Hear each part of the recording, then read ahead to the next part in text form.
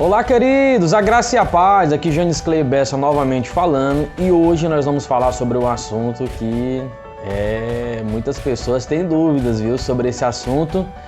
E depois da morte? O quê?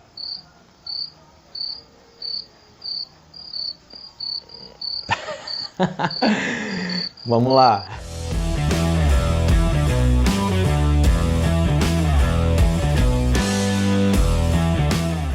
Nós precisamos fazer algumas definições, como por exemplo, o que é a morte? Observe aí na sua tela, 1 Coríntios capítulo 15, do versículo 21 ao 22. Porque assim como a morte veio por um homem, também a ressurreição dos mortos veio por um homem. Porque assim como todos morrem em Adão, assim também todos serão vivificados em Cristo. Então observe que após o pecado, Deus pronunciou uma sentença, né? Uma sentença, e essa sentença está em Gênesis capítulo 3, versículo 19. Observe aí. És pó, e em pó te tornarás. Essa é a parte B aí do versículo. Então olha só, o conceito que geralmente a gente tem é que a morte ela está envolvida à inexistência. Só que a Bíblia ela não dá essa ideia. A Bíblia fala no conceito de separação. Então nas Escrituras Sagradas nós encontramos três tipos que nós podemos dizer assim de morte, né? A morte espiritual, a morte física e a morte eterna. Então vamos lá, o primeiro conceito, morte espiritual, é o que? É estar separado de Deus, né?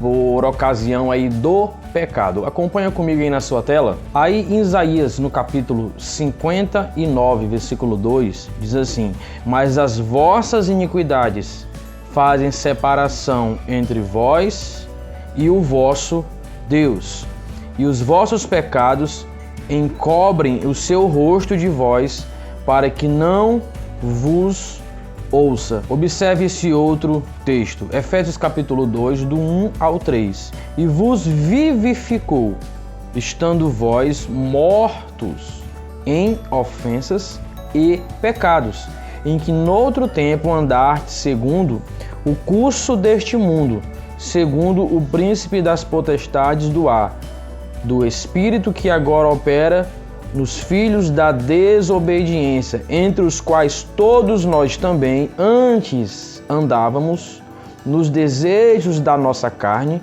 fazendo a vontade da carne e dos pensamentos, e éramos por natureza filhos da ira, como os outros também. Então a morte espiritual, ela é compreendida dessa forma, né? Por ocasião do pecado, essa pessoa ela não possui o Espírito Santo de Deus como habitação dentro de si. E aí nós vamos agora para a morte física, né, que é a separação entre o corpo e alma e espírito. Observe o que eu acabei de falar, separação entre o corpo e alma e espírito, ou seja, que leva apenas à decomposição da carne. Observe comigo aí Tiago, no capítulo 2, e no versículo 26. Porque assim como o corpo sem o espírito está morto, assim também a fé sem obras é morta. Olha só, Tiago está expressando aqui nitidamente que o corpo, né, sem o espírito está morto. Então essa morte física é literalmente o que? A morte do nosso corpo, mas não a morte do espírito e da nossa alma, que a gente vai falar mais lá na frente. E agora nós vamos falar da morte eterna. Essa é a separação definitiva, né? De Deus, também chamada de segunda morte, ou lago de fogo e enxofre. Você pode acompanhar comigo aí, Apocalipse capítulo 20, do verso 14 até o 15. E a morte e o inferno foram lançados no lago de fogo. Esta é a segunda morte. E aquele que não foi achado escrito no livro da vida foi lançado no lago de fogo. Então nós compreendemos que essa morte eterna é o destino final de todos aqueles que rejeitaram o Filho de Deus. Então nós vamos falar agora do conceito de Sheol, Hades, Tártaro e Geena, ou Geena, como alguns falam, né? Vamos lá. Sheol é uma palavra que ela é mais utilizada no Antigo Testamento, no hebraico, que ela quer dizer exatamente mundo dos mortos ou lugar de sepultura, né? O Hades, ela é uma palavra mais utilizada o quê? No Novo Testamento. É uma palavra grega, né, que ela é correspondente de Sheol, que significa região dos mortos ou morte.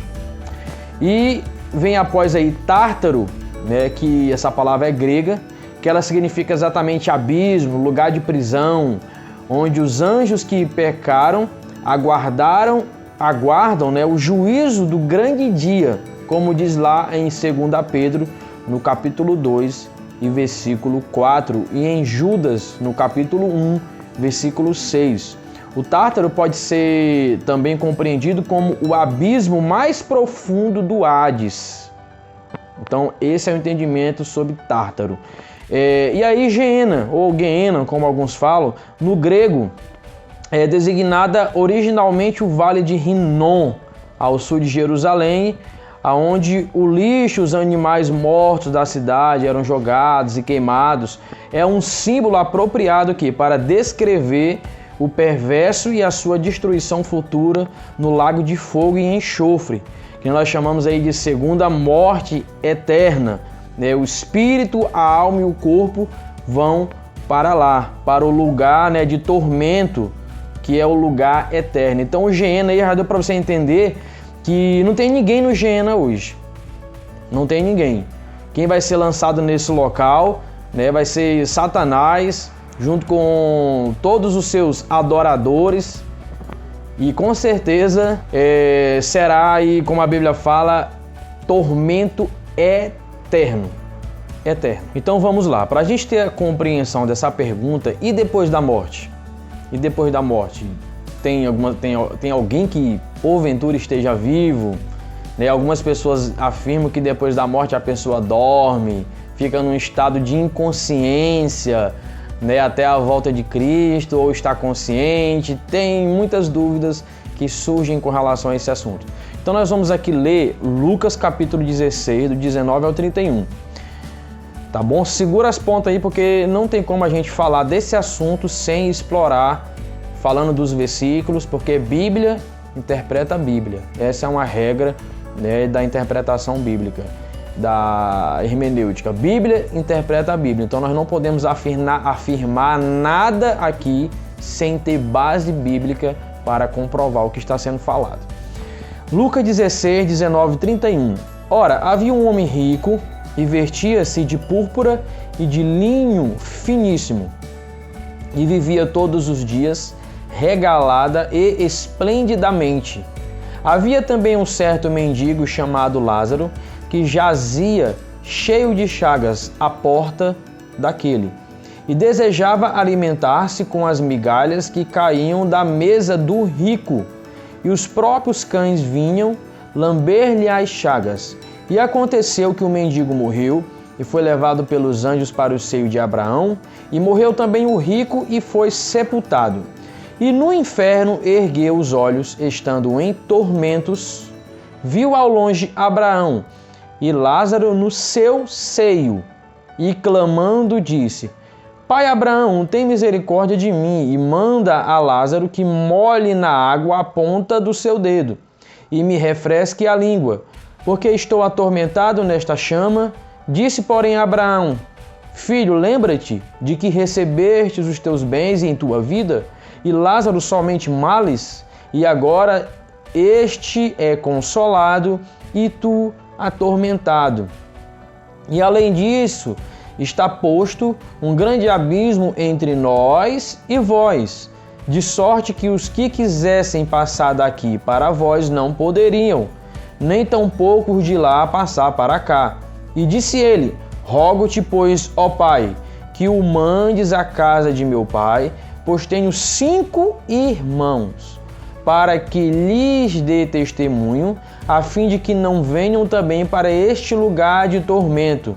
Disse-lhe Abraão: Tem Moisés e os profetas, ouçam-nos. E disse ele: Não, pai Abraão, mas se algum dentre os mortos fosse ter com eles, arrepender-se-ão. Porém, Abraão lhe disse: se não houve a Moisés e os profetas, tampouco acreditarão, ainda que algum dos mortos ressuscite. Então, eu tenho uma má notícia para vocês. A gente vai finalizar aqui esse vídeo, visto que ele está muito longo, né? Então, na semana que vem, a gente vai falar sobre esse texto detalhadamente, explicar a diferença de parábola para essa história que está sendo narrada, porque muitos dizem que isso aqui é uma parábola, então a gente vai fazer uma explicação bem detalhada. E não se esqueça, se inscreva aí no nosso canal, compartilhe esse vídeo com outras pessoas que têm dúvidas acerca desse assunto, né? Dê aí o seu like, nos dê essa força, porque eu tenho certeza que essa mensagem, a mensagem da cruz, a mensagem da redenção, essa mensagem que liberta, vai alcançar outras pessoas e abençoar outras vidas. Que Deus te abençoe em nome de Jesus.